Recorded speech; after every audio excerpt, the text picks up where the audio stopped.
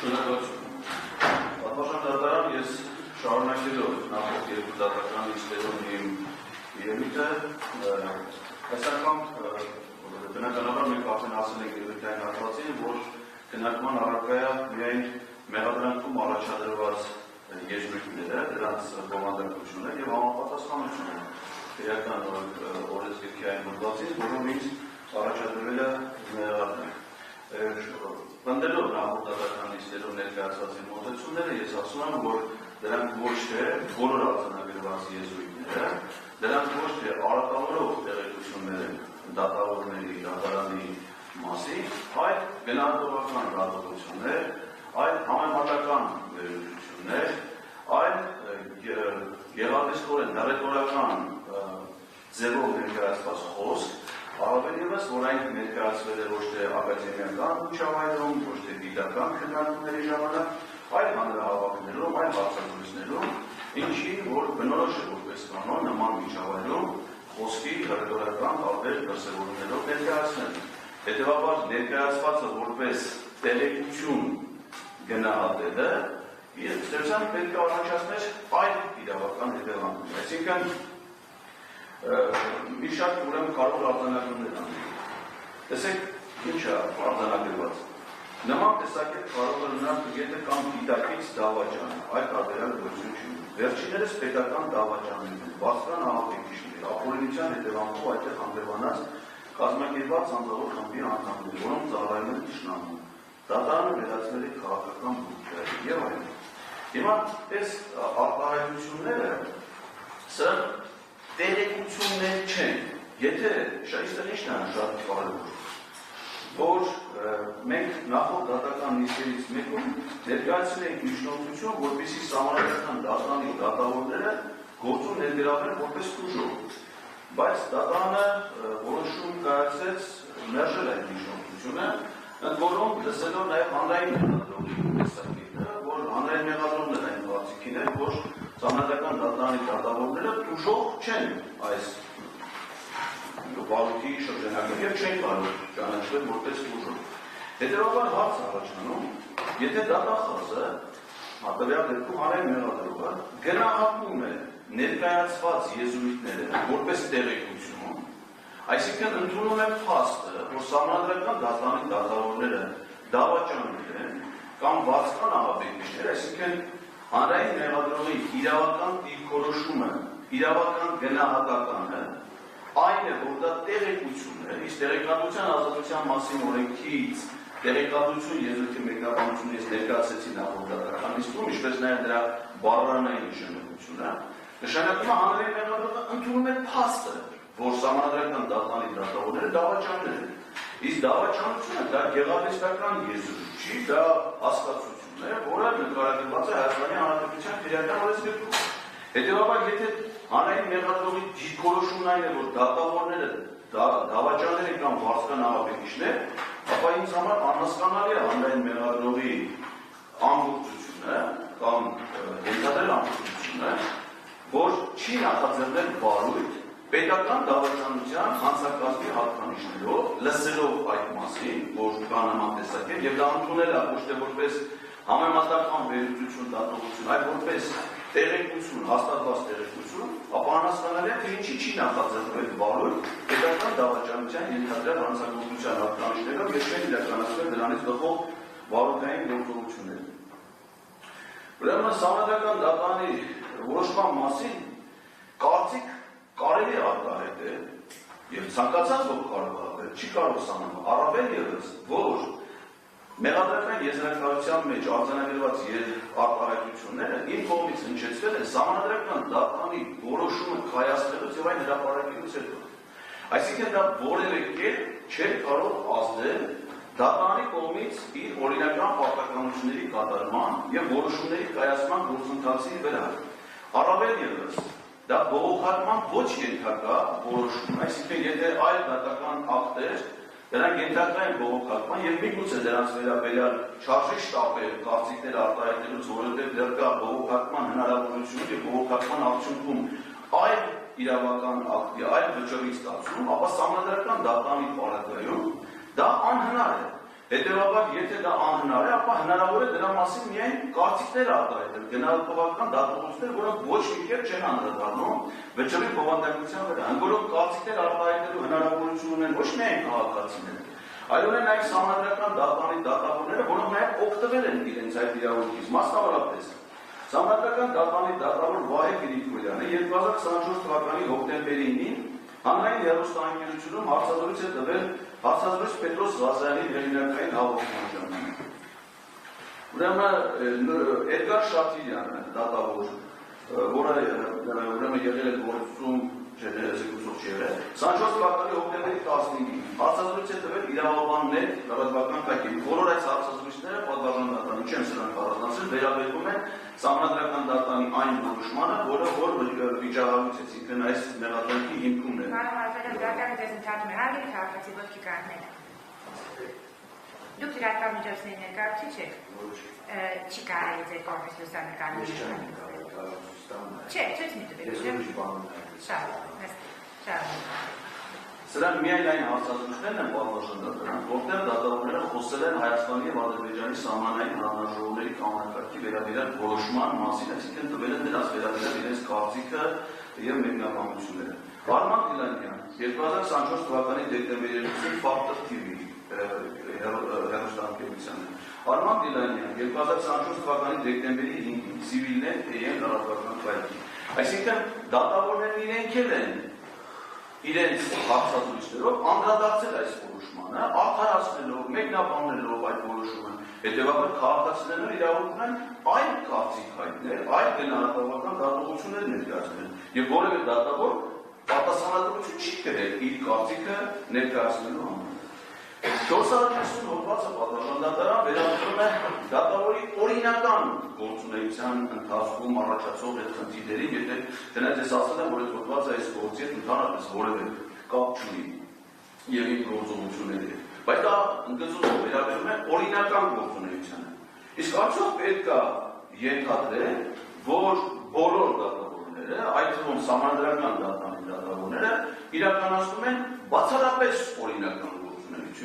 եւ որևէ կերպ չի կարելի կասկածի տակ դնել նրանց գործունեության, նրանց պաշտոնավարման լեգիտիմության վերաբերող հարցերը։ Հակառակ պարագայում դա կարող է դիտվել դատավորի հասցեին որպես արատավորող տեղեկություններ։ Պարզվում է, որ դա այդպես չի, որովհետեւ պրակտիկայում կան բազմաթիվ դեպքեր, երբ որ տարբեր իրավախախտումներով իրավական միջոցներ են ձեռնարկվում դատավորների, քննիչների, դատախազների նկատմամբ եւ դեռևս դատարանի օրինական ուժի մեջ մտած որոշման բացակայության հանրության շրջանում տարածում են տեղեկություններ։ Ամենաթափ տեղեկությունները օրինակ ես բացացել եմ 168 Գետերյան լրատվական կայքում 2025 թվականի մայիսի 1-ին, որտեղ գրվում է, որ Կաշակ ստանալու մեղադրանքով Երևան քաղաքի առաջին այցյան ընդհանուր իրավասության քրեական դատարանի դատավոր Արտուշ Գաբրելյանը կալանավորվել է։ Այդ մասին հայտնել է նրա պաշտպան Էդիկ Ալեքսանյանը։ Հիմա պարզաբար Կաշակ վերցնելը, ապօրինի գործունեությունը դա ըստեյության անպատվաբեր գործունեություն է։ Բայց հիմա ընդ որում չկա դատարանի որոշում դատավոր Գաբրելյանի մեղավոր ճանաչելու վերաբերյալ, այսինքն նա օգտվում է նաև անմեղության կանխավարկածից։ Հետևաբար նրա մասին այս տեղեկության տարածումը, որը տարածվել է հակակոռուպցիոն կոմիտեի կողմից, դատախազության կողմից, չի հանդիսանում արդյոք նրան արատավորող տեղեկություն։ Կարծում եմ, որ հանդիսանում է, բայց այդ տեղեկությունը տարածվել է, որում ես առանձնացրել եմ մի մամուլի մի շարք հրապարակումներ, սկսած դեռևս 2022 թվականի, 23 թվականի, որոնք վերաբերում են քննիչների ձերբակալությանը, դատախազի ձերբակալությանը, չգիտեմ, դատավորների ձերբակալությանը, ԱԱԾ-ի կողմից իրականացված վարորդային գործողությունների եւ այլն։ Հիմա հարց առաջանում, եթե այլ դեպքերում դա կարելի է, բայց ես եմ ասում, որ սահմանադրական դատարանի դա կարծիք եմ հայտնում, ընդ որում իմ հարցազրույցների մեծ մասում դա ասում եմ որպես ասում խնդրում եմ դա ընդունել որպես հաղորդում հանցագործության մասին, որ այս կամ այն դատավորի գործողություններում ակնհայտ են պետական դավաճանության կամ ապօրինի պաշտոնավարման հետ կապված հարաբերություններ։ Հետևաբար, եթե դատախազը ընդունում է դա որպես իր իրավական դիրքորոշումն այն է, որ դա հավաստի տեղեկություն է, ապա այլ իրավական գործընթացներ պետք է լինեն, քան հանցագործության մասին ըստ էության հաղորդում տվողի մեղադրանք առաջադրելը, մեղադրանքը համարելով որպես արատավորող տեղեկություն դատավորի հասցին։ Այստեղ ակնհայտ անհիմն է։ Ոչ մի դատավոր, պատասխան դատարան, նորից եմ ուզում կգնել, իր օրինական գործունեության խոչընդոտելու կամ իր մասին արատավոր տեղեկություններ տարածելու մասին անհանգստություն չի հայտնել։ Այս վարույթի գործերում չկա թեկուզ մի դեպք, որ որևէ դատավոր նշի, որ իր մասին արատավոր տեղեկություններ են տարածվել։ Ոչ մի դատավոր այս վարույթի շրջանակներում չի հարցաքննվել, ոչ ոք չի ասել, որ իրենց հասցեին հնչած տեղեկությունները իրենց համար վիրավորական են կամ արատավորող։ Իդեպ դատարանին ուզում եմ զեկուցել, տեղեկացնել, որ նաև գոյություն չունի որևէ քաղաքացիական հայց, նաև վիրավորանքի կամ զրպարտանքի իմաստով, որ որևէ դատավոր քաղաքացիական դատարանում հայց ներկայացնի իդեպ վիրավորանքի կամ զրպարտության։ Ոչ ոք նման արձանագրում որևէ դատավոր սահմանադրական դատավորների մասին խոսքը չի իրականացել։ Ուրեմն դատախազերի կողմից կայացված 2025 թվականի փետրվարի 21-ին հանրային քրեական հետապնդում հարուցելու մասին որոշման մեջ, որով ինձ դատախազի կողմից առաջադրվել է մեղադրանք, երկրորդ էջի առաջին պարբերության մեջ Արման Դիլանյանը հիշատակվում է որպես սահմանադրական դատարանի նախագահ, իսկ Վահե Գրիգորյանը որպես սահմանադրական դատարանի փոխնախագահ։ Նրանց այդ կարգավիճակի մասին դատախազի տեղեկացված լինելու հանգամանքը խիստ կասկածելի է։ Օրինակ, Գագիկ Հարությունյանի ազգային ժողովի որոշում 96 թվականի փետրվարի 6 թիվ 9/075/1 եւ Դավիթ Թովմասյանի ՀՀ ազգային ժողովի որոշում 2018 թվականի մարտի 21 թիվ ՀՕ/009/A ՍԴ նախագահ ընտրված լինելու մասին որոշումները հասանելի են։ Նաեւ հասանելի է սահմանադրական դատարանի դատավոր Վոլոդիա Հովհաննիսյանի սահմանադրական դատարանի փոխնախագահ ընտրված լինելու մասին, սահմանադրական դատարանի փոխնախագահ ընտրելու մասին 2018 թվականի ապրիլի 10-ի թիվ ՍԴԱՕ 25 աշխատակարգային որոշումը։ Սակայն բնության մեջ գոյություն չունի անհատական իրավական ակտ կամ որոշում, սահմանադրական դատարանի աշխատակարգային որոշում Արման Դիլանյանի եւ Վահե Գրիգորյանի համապատասխանաբար սահմանադրական դատարանի նախագահ կամ փոխնախագահ ընտրելու մասին։ Հետևաբար հարց առաջանում, հանրային մեղադրողը, որ իր մեղադրանքի մեջ, այդ թվում մեղադրական եզրակացության մեջ հիշատ դատավորներին հիշատակում է որպես սահմանադրական դատարանի նախագահ եւ փոխնախագահ։ Այդ դեպքում, երբ որ նրանք նման պաշտոն չեն զբաղեցնում, ընտրված չկա նման որոշում։ Մեր իրականության մեջ գոյություն չունի հանրային ծառայության որևէ պաշտոն, որը զբաղեցնող անձը չունենա այդ պաշտոնը զբաղեցնելու անհատական իրավական ակտ։ Նման պաշտոնյա Հայաստանի Հանրապետությունում գոյություն չունի բացառությամբ Արման Դիլանյանի եւ Վահե Գրիգորյանի։ Հետևաբար, եթե նրան իրավական ակտ որոշում չկա այդ պաշտոնը զբաղեցնելու, բայց նրանք հանդես են գալի այդ պաշտոնի դիրքերից, օրինակ Արման Դիլանյանը ստորագրում է սահմանադրական դատարանի որոշումներ, որպես ՍԴ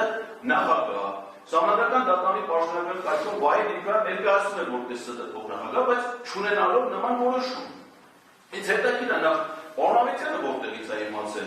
նրանց նախագահ եւ փոխնախագահ ընտրվելու մասին,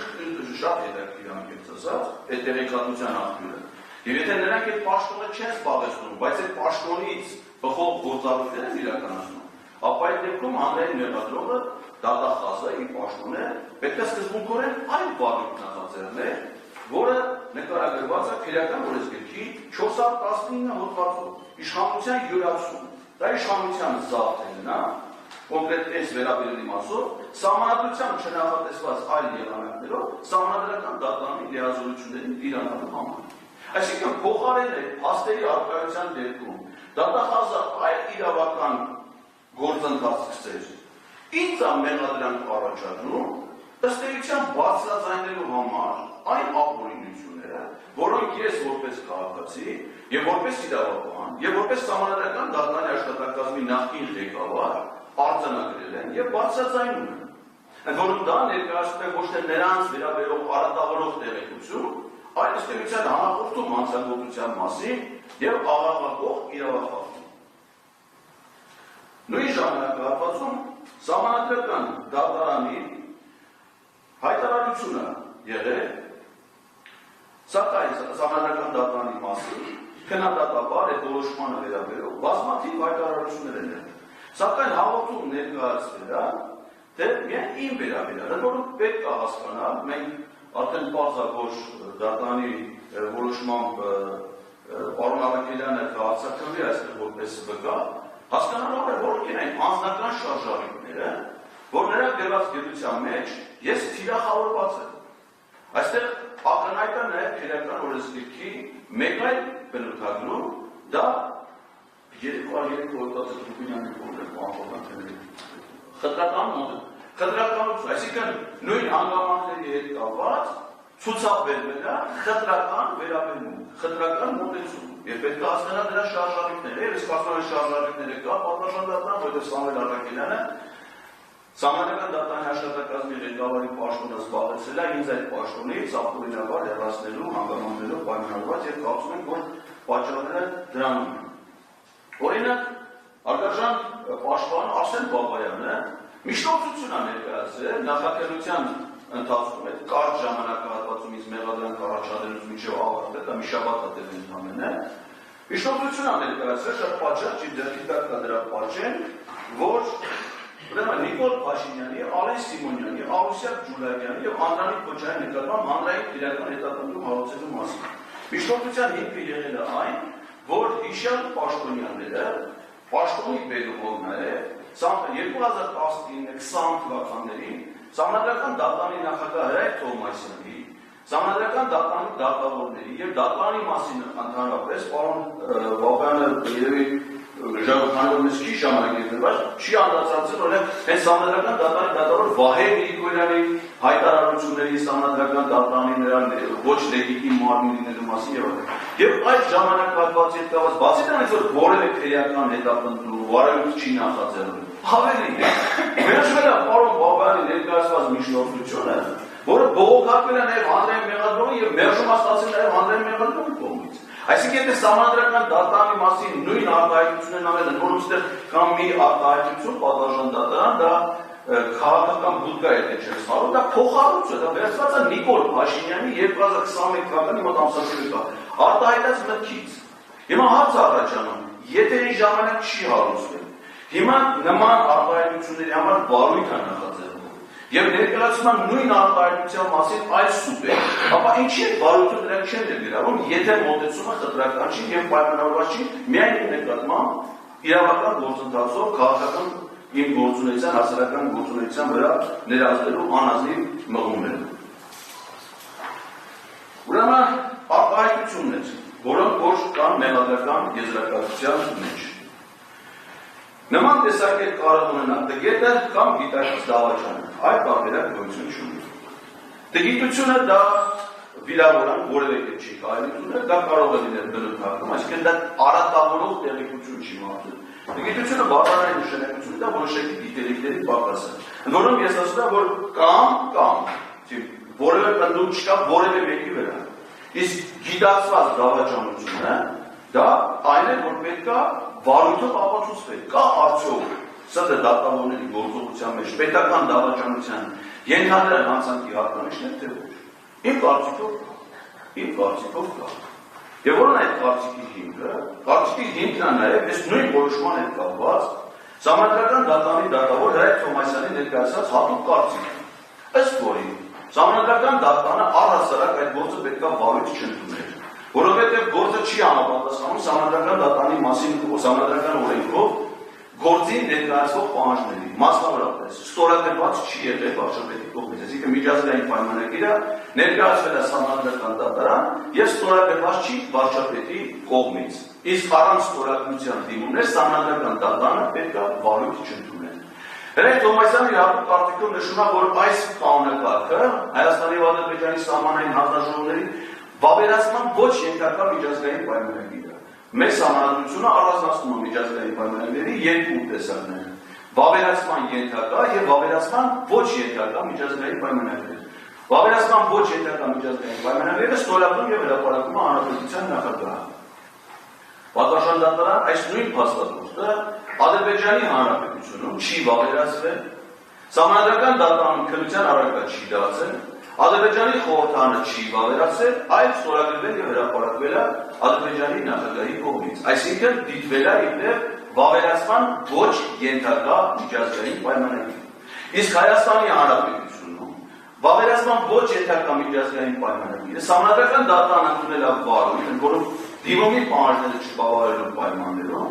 եւ դուրս գալով այդ կանոնակարգի դրույթների իրավակարգավորումների դաշտից, ինչը որ Սահմանադրական դատարանը ոչ մի այլ միջազգային պայմանագրի պարագայում երբեք չի արել, ես նայել եմ Սահմանադրական դատարանում քննության առարկա դարձած գրեթե բոլոր միջազգային պայմանագրերը, ոչ մի դեպք չկա, երբ որ Սահմանադրական դատարանը բացի հիմնական պայմանագրային դրույթներից որևէ կերպով անդրադարձած լինի, ենթադրենք Ալմատայի հռչակագրի, անկախության հռչակագրի եւ այլն, այդ թվում ԱՊՀ անդամ հանդիսացող այլ պետությունների հետ ընդված միջազգային պայմանագրերում, օրինակ ստեղ նշվում է Ադրբեջանի ԱՊՀ անդամ լինելու եւ Ալմատայի հռչակագիրը որպես ԱՊՀ-ին Հայաստանի միանալու եւ Ադրբեջանի միանալու միջազգային պայմանագիր։ Այսինքն որևէ ԱՊՀ անդամ այլ պետության հետ միջազգային պայմանագրերը քննության առարկա դարձնելուց Սահմանադրական դատարանը երբեք քննության առարկա չի դարձրել այդ պայմանագիրը, Ալմատայի հռչակագիրը, որովհետև վավերացված չի, այսինքն Սահմանադրական դատարանում քննության առարկա չի դարձրել։ Հենց դրա համապատասխանություն Հայաստանի Սահմանադրությանը, որովհետև այդ ժամանակ Սահմանադրական դատարանը առասարակ չի եղել, կառավարությունը ավելուց չի ներկայացրել Սահմանադրական դատարանը։ Եվ նաև ինչ ասում, եւ անկախության հռչակագրը, այսինքն վերցրել են վարույթը ընդունել մի փաստաթուղթ, որը տարել են այլ մեկնաբանություններով վտանգելով Հայաստանի Հանրապետության ինքնիշխանությունը, վտանգելով Հայաստանի Հանրապետության իրավական որպես միավորի սուբյեկտի գոյությունը, տալով դրան վերաբերող մեկնաբանություններ։ Այո, ես դրա մեջ տեսնում եմ պետական դավաճանության ենթադրյալ անձակի տարել, բայց դա ոչ թե տեղեկություն է, այլ դատողություն, այլ հիմնավոր կասկած, այլ հաղորդում անձնագործության մասին, ըստ որի պետք է իրականացվեն գործողություններ։ Կամ վերջիններս մյուս եզրույթը։ Պետական դավաճանները, վարձկան ահաբեկիչներ, ապօրինության հետևանքով այնտեղ հանգրվանած կազմակերպված հանցավոր խմբի անդամներ, որոնք ծառայում են թշնամուն։ Այսինքն այստեղ նույնպես կա իշխանազավթման եւ պետական դավաճանության ենթադրյալ հանցանքի վերաբերյալ դատողություններ եւ հիմնավոր կասկած։ Իսկ որոնք են դրանք։ Այսինքն պատահական դատա, ես իմ տեսակետները նորից եմ, բոլոր դեպքերում նորից դեպված անդադար պետք է գտնեմ, որ դրանք ոչ թե տեղեկություններ են որևէ մեկի մասին, այլ փաստեր կամ դատողություններ, վերլուծություններ։ Հիմա այլակասիկ ինչի եմ ես մտածում, որ ենթադրենք Վահե Գրիգորյանը իրականացրել է պետական դավաճանության ենթադրյալ հանցագործություն։ Վահե Գրիգորյանի կեսագրական տվյալները, որոնք տվյալ պահին արկային Սահմանադրական դատարանի պաշտոնական կայքում նշված է, որ պարոն Գրիգորյանը 1997-1998 թվականներին ծառայել է Հայաստանի Հանրապետության զինված ուժերում։ Իդեպ համեմատելով կեսագրության մյուս տեղեկությունների հետ, պարզվում է, որ պարոն Գրիգորյանը զինվորական ծառայության է մեկնել պետական համալսարանի իրավագիտության ֆակուլտետ ավարտելուց հետո, այսինքն ոչ թե 18-ամյա ժամկետային նորակոչի, այլ որպես իրավաբանի իրավագետի որակավորում ունեցող մասնակետ իրավաբան զինված այլևս բավարար իրավական գիտելիքներով։ Ես ունեմ տեղեկություններ, ընդ որում դա ոչ թե արատավորող, այլ ճիշտ հակառակը իրեն շատ պատիվ բերող տեղեկություն է, որ պարոն Գրիգորյանը իր զինվորական ծառայությունը անցկացրել է Արցախում։ Հիմա ես ուզում եմ իմանալ, ցանկացած զինվորական, մենք իհարկե միջնորդություն կներկայացնենք դատարանին, երբ որ գա այդ փուլը, պաշտպանության նախարարությունից ստանալու համար Վահե Գրիգորյանի անձնական գործը, ցանկացած զինվորական, երբ որ զինվորական ծառայության է անցնում, տալիս է զինվորական ծառայության անցնելու երթում։ Մասնավորապես ենթադրում է, որ պարոն Գրիգորյանը ասել է, որ ես Վահե Գրիգորյանը անցնելով ծառայության զինված ուժերում երթվում եմ ու շարունակում է ծառայել հայրենիքին, կատարել հրամանները, կյանքը չկրել համահայրենիք։ Ես որևէ տեղեկություն չունեմ, որ Վահե Գրիգորյանը եղել է ուստադրուժ, այսինքն ակնհայտ է, որ նա բարեխիղճորեն կատարել է իր պարտքը հայրենիքի հանդեպ, ծառայել է Հայաստանի Հանրապետության զինված ուժերի Արցախում։ Հիմա ես ուզում եմ իմանալ, լինելով իրավաբան, ծառայելով Արցախում, վիճահարույց չհամարելով իր ծառայության գտնվելու վայրը, տասնյակ տարիներ անց 2024 թվականին լինելով հենց այս գործով որպես զեկուցող դատարանում, ինչպես է Վահե Գրիգորյանը իր նախապատրաստած որոշման մեջ եւ նաեւ իր հատուկ կարծիքում, որը համընկնող հատուկ կարծիք է որոշման, այսինքն ակնհայտ նրա մոտեցումը, ընդունում է ըստ էության, տալիս են մեկնաբանություններ Հայաստանի անկախության հռչակագրին, Ալմատայի հռչակագրին, ըստ որի իր ծառայության վայրը դեռևս 1991 թվականից հանդիսացել է Ադրբեջանի Հանրապետությունը։ Այդ դեպքում հարց առաջանում, եթե դա Ադրբեջանի Հանրապետությունն է 91 թվականից, Վահե Գրիգորյանը 97 թվականից 98 զինվորական ծառայության մեջ է գտնվել Ադրբեջանի Հանրապետությունում, դա մեղադրանք է, որը հիմա ներկայացված Արցախի ռազմաքաղաքական ղեկավարությանը։ Այդ դեպքում ես ուզում եմ անալ ինչու, պարոն Վահե Գրիգորյանը հիմա չի գտնվում Բաքվի դատարանում, ինչպես որտեղ գտնվում են Արցախի ռազմաքաղաքական ղեկավարությունը եւ այլ ռազմագետներ։ Եթե նա այն ժամանակ հայրենանավեր ծառայությունը իրականացրել, իսկ իմ կարծիքով նա այդպես է եղել, եւ հիմա է ասում, իրեն հիմա է փոխվել իր մոտեցումները, ես ուզում եմ հասկանալ ինչ հանգամանքներով է դա եղել։ Այսինքն միգուցե նա արդեն դավաճանություն է իրականացնում մեկ պետության հանդեպ, այդ դեպքում ինչի չի գտնվում Հայաստանի Հանրապետության քրեական դատարանը, բայց պարոն Գրիգորյանը հիմա գտնվում է մարտիրավների եվրոպական դատարանում։ Հատում է ձեր մտքի տրամաբանությունը դատարանի հասկանալի է, բայց փորձեք մեղադրանքի շշեղել։ Ես մեղադրանքը եզրակացության հետ արտահայտությունների շրջանակներում եմ պատասխանում։ Ես հասկանում եմ, բայց այնուամենայնիվ դուք ավելի փորձեք մեղադրանքի շրջանակներից այդքան դուրս չգաք, դուք ավելի եք դուրս գալիս, քան պետք է մեղադրանքից դուրս մի եկեք։ Փորձը